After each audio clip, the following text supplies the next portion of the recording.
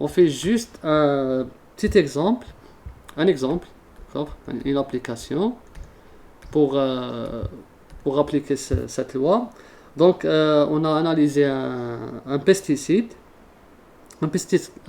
chloré par chromatographie et j'ai obtenu un chromatogramme.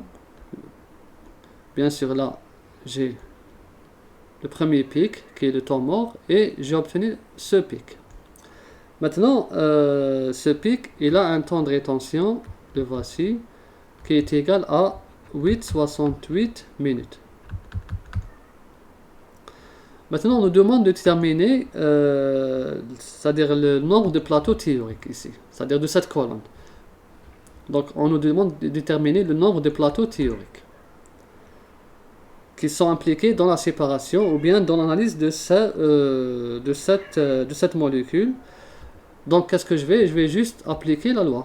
Vous pouvez appliquer l'une des deux lois, est égal à 16 fois TR sur la largeur du pic de tout puissance 2. La largeur du pic, j'ai accès. Donc maintenant, c'est des logiciels qui calculent. Vous n'allez pas prendre de règles, d'accord?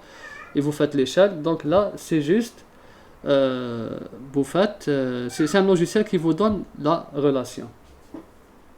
Et vous allez juste, bon là, la base, c'est 0,29 minutes. Voilà. 0,29 minutes, c'est-à-dire la largeur du pic à sa base. Et vous remplacez, j'ai 16 fois 8,68 sur 0,29, le tout au carré. Et là, j'ai obtenu une valeur de environ 14 300. Environ, d'accord. Ça dépend de votre calculatrice. Donc, c'est à peu près 14 300, comme ça. Maintenant, cette colonne qu'on a utilisée, elle a une longueur de 2 mètres. Là, on nous demande de déterminer la hauteur équivalente à un plateau théorique, qu'on appelle HEPT.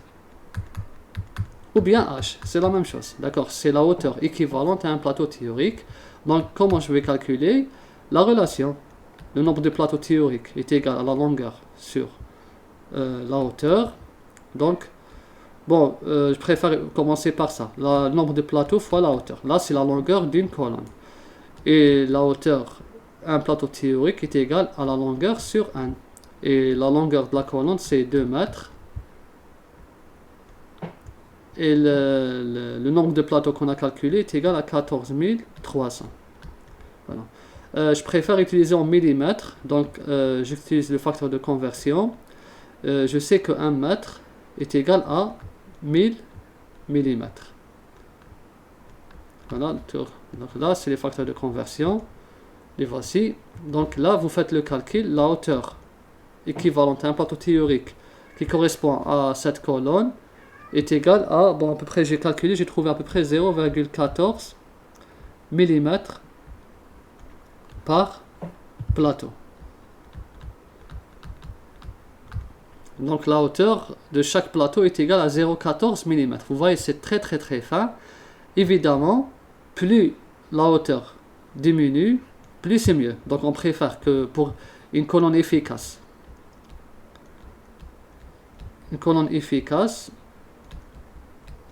est caractérisée par un N grand et un H faible. Plus le H est fin, plus le nombre augmente.